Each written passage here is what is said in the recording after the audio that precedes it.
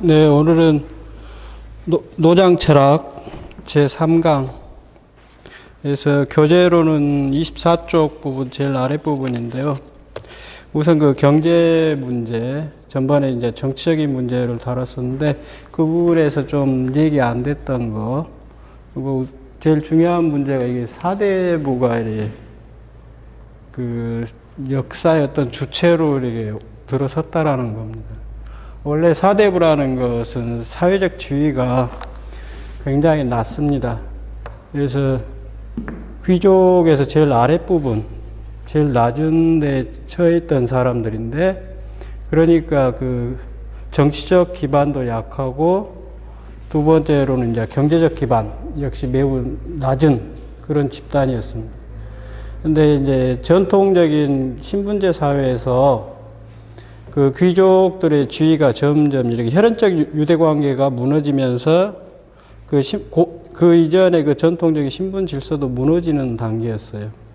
그리고 각 제후국들이 그 주나라 천자가 힘이 약해지고, 그 다음에 제후국들이 서로 견병전쟁을 하면서 나라를 빼앗고 하는 과정.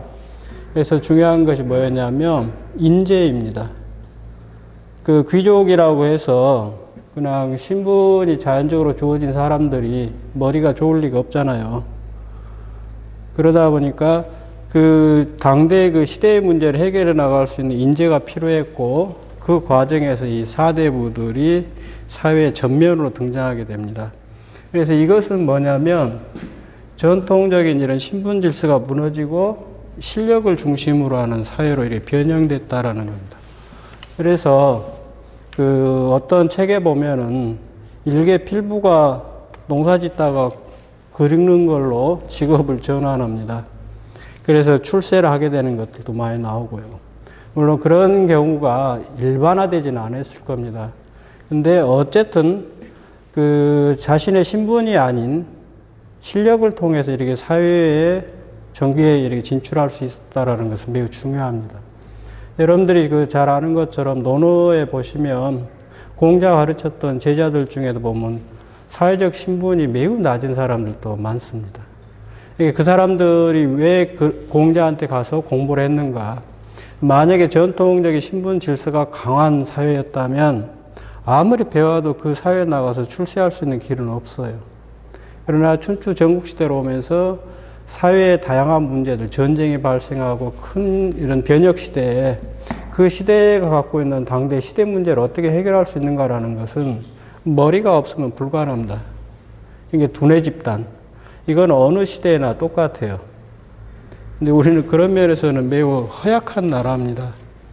그래서 별 볼 일 없어요, 우리나라 같은 경우는. 그 인재 개발하는 데 보면 그 인재가 사회에서 얼마나 중요한가에 대한 그런 생각이 전혀 없는 나라입니다. 백년대계가 없는 나라니까. 그것이 이제 앞에 그 나온 글들이에요.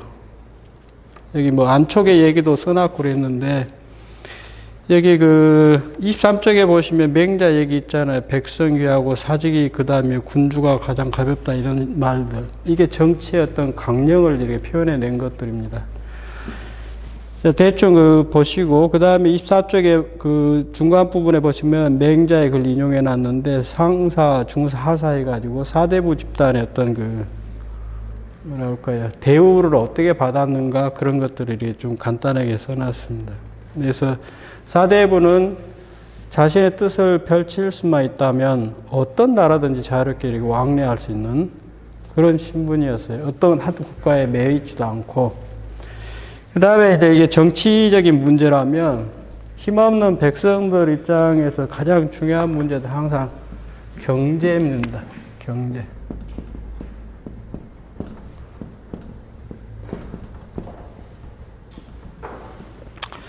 이 인간살이가 다 그래요. 2500년 전에 노자가 살았던 시대의 백성들이나 21세기로 살아가는 우리나 마찬가지예요.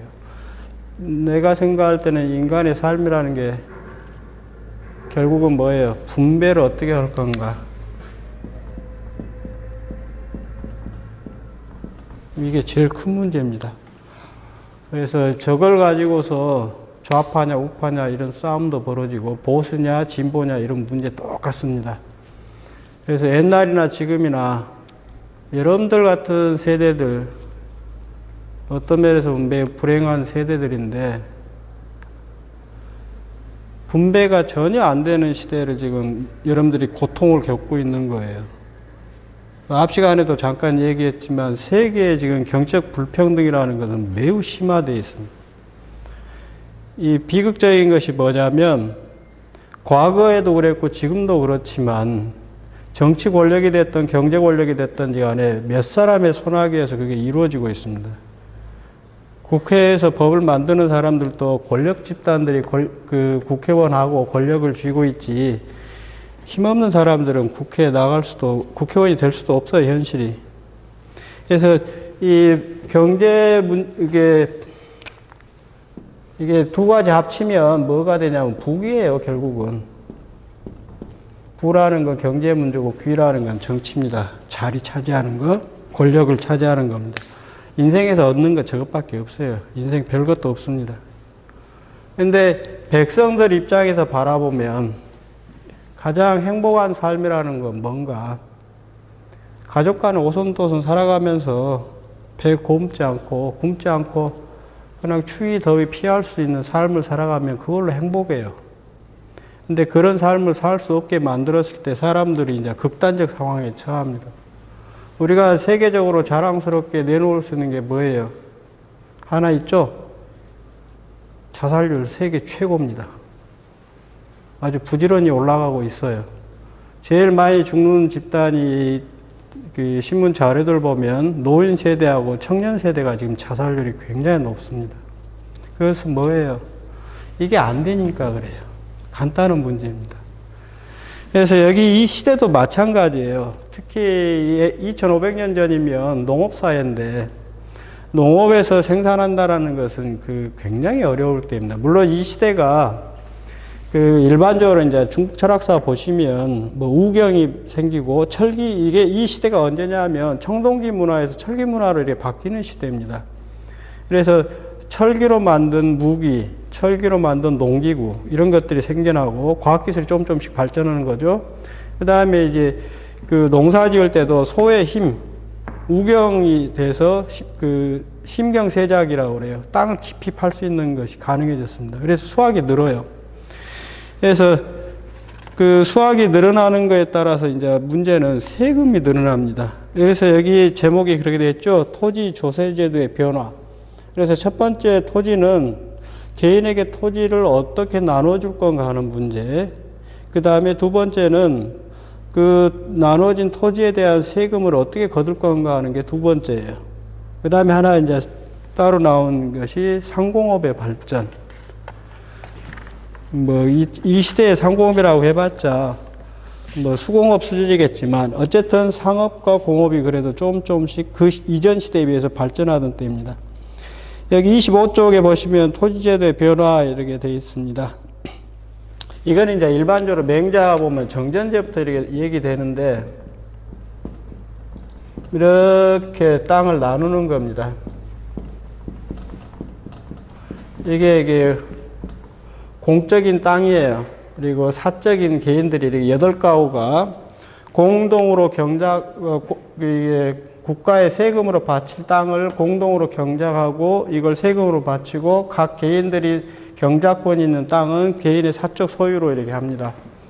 근데 이 맹자에 이제 좀 자세하게 나와 있는데 이게 실제 실행이 되었는가 어쩌는가 이것도 역사적인 문제가 되기도 하고 이제 이거는 불편해요. 왜냐하면 이제 모든 땅을 해마다 이렇게 경작할 수가 없어요. 이때는 이제 땅심, 비료 같은 거 이런 것이 발전하지 않은 때라 상중하로 이제 땅이 나눠지면서 상 같으면은 3년간 계속 경작을 하고 할 텐데 중하 같으면은 2년에 한 번, 3년에 한 번 이런 식으로 땅을 바꿔야 돼요. 그러다 보면 살기가 매우 땅을 경작하기가 불편합니다. 세금 걷는 것도 골치 아프고. 그래서 이게 이제 의뢰 같은 거 거기에 이제 책 보시면 자세하게 나와 있는데 이게 이제 불편하게 되니까 바꾸어 버려요. 이 제도 이것을 없애버립니다. 정전제를 없애버리고 이게 우선 정전제 내용은 26쪽에 보시면 이렇게 나올 거예요. 뭐 50무 공법 하나라, 은나라, 70무, 주나라, 100무 이렇게 했거든요. 100무면 대충 얘기하면 가로 세로로 얘기해 100걸음 정도 되는 땅을 이렇게 나눠줍니다.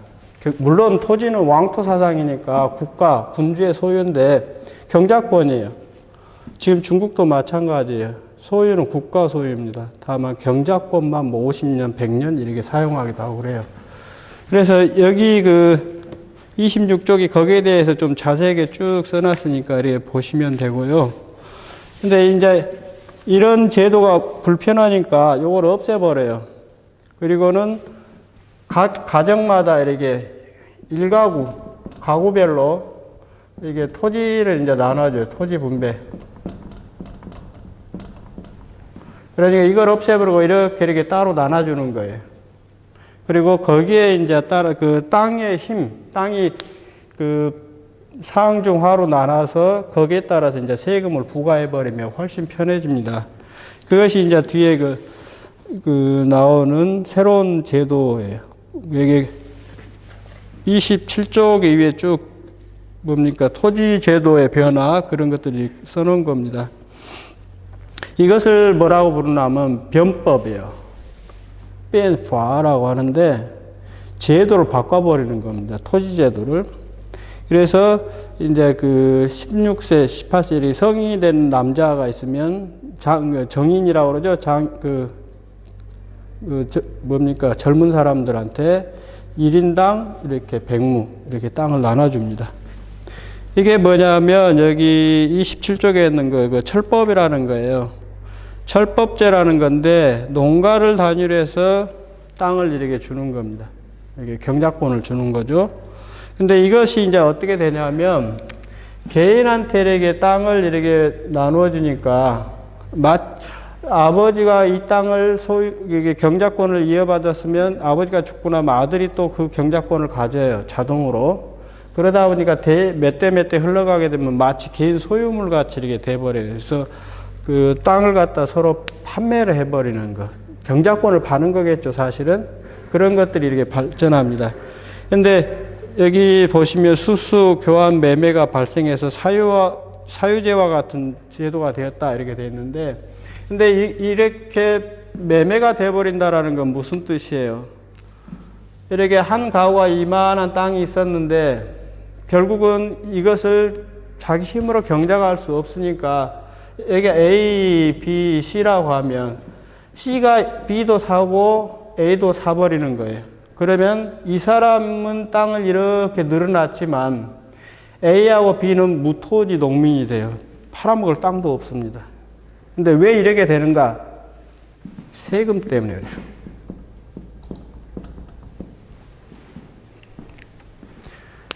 여러분들이 저런 문제를 좀 더 깊이 있게 이해하려면 자본주의가 어떻게 발전해 왔는가에 대한 공부를 해야 돼요. 서양의 역사에서부터 그 공유주의 같은 것이 어떻게 사유화돼 가는가 이런 과정들. 자본주의라는 것은 내가 볼 때는 그래요. 인간이 만들어 놓은 가장 악랄한 제도입니다. 지금 시대에는 자본주의를 넘어설 수 있는 새로운 제도를 생각해 봐야 돼요. 아무튼 토지제도는 이런 식으로 해서 점차 이 개인들이 갖고 있던 경작할 수 있는 토지들이 그 대지주들에게 넘어가 버립니다.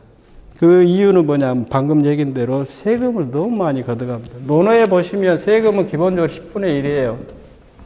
지금 우리나라도 간접세 같으면 10분의 1이죠. 뭐 부가세라고 그런가요? 굉장히 큽니다. 원래는 직접세가 많아야 돼요. 직접세를 통해서 부유한 자들에게 그 부의 균형을 이렇게 맞춰줘야 하는데 우리나라는 간접세가 굉장히 높은 나라예요. 그러다 보니까 부의 불평등이 더 심화되고 있어요. 그 부유한 자들에게 조금만 세금을 올려도 국회에서 난립니다. 더 웃긴 거는 뭔 줄 아세요? 땅 한 평도 쥐뿔도 없는 것들이 그런 제도를 반대해요. 종합토지세 세금을 올린다 그러면 집도 절도 없는 거지들이 더 반대를 한다고요. 무식하니까 그래요. 못 배우고 가라는 것들. 그럼 뭐 어쩔 수 없지. 뭐 옛날에도 그랬고 지금도 그러고 앞으로 미래에도 그건 안 바뀔 거예요. 어설픈 민주주의, 그 플라톤이 얘기했던 과두 정치 같은 거, 우중들, 글자도 모르는 사람들한테 투표 주고 선거라고 뭘 찍을지 왜 찍는지도 모르는 사람들. 그런 사람들이 그런 제도 만들고 부의 불평등을 좀 더 완화시키려고 하면 반대고 난리를 칩니다. 21세기도 그래요. 그러니 옛날 2500년 전에 어쩌겠어요. 아무것도 배운 것도 없는, 이름도 없고 배운 것도 없고 글자도 모르는 그 무식한 사람들한테 어떻게 그 제도를 바꾸고 하는 거에 대해 합리적 설명을 할 수 있겠어요? 불가능합니다. 사람 취급을 안 하지. 자, 여기 28쪽 위에 보시면 세금은 맹자 등록상에 글이 있네. 10분의 1 이렇게 돼 있죠.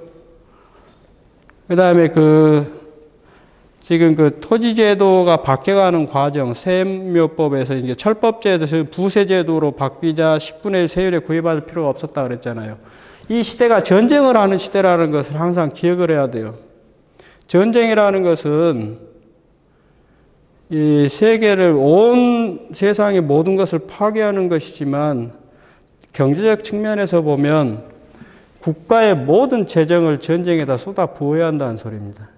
그러다 보면 10분의 1의 세금이라는 것을 구애받지 않아요. 그래서 심할 때는 어떻게 하냐 10분의 7이에요. 안영의 말이 그렇게 되어 있습니다. 그래서 100원을 벌었으면 70원을 세금으로 걷어가 버려요. 그러면 못 삽니다. 이게 그런 경우에 맹자 글에 보면 길에 막 굶어 죽은 시신들, 겨울에 얼어 죽어 있는 모습들이 보여요. 옛날 중국도 20, 30년대 그랬어요. 길에, 그때는 아편으로 그랬는데, 길에 가면 시체들이 널려 있습니다. 그러면 시체 치우는 사람들이 리어카 끌고 다니면 시체 치워요. 시체 한 구당 얼마 하고 돈을 주니까. 우리나라 6.25 때도 그랬고요. 그래서 여기 보시면 이제 국가의 수요, 재정에 이제 전쟁하면 돈이 많이 들어가니까 10분의 1의 세금을 고정시키는 게 아니고 필요한 만큼 막 걷어가 버린다라는 거예요. 국가 비용의 수요에 따라 세율을 자르게 올릴 수 있었다. 그러니 이 토지에서 생산되는 것은 큰 변동이 없습니다. 그런데 그만큼 많이 걷어간다라는 것은 백성들의 삶이 그만큼 고통스러웠다는 뜻이에요. 그래서 여기 마크 엘빈 글도 그냥 보시면 되고요. 제국을 유지하는데 돈이 얼마나 들어가는가. 요즘 미국 보세요. 미국은 지금 팍스 아메리카나 세계 최초의 지구를 지배하는 제국인데 미국은 경제 때문에 망해요, 결국. 제국이 그걸 못 버팁니다.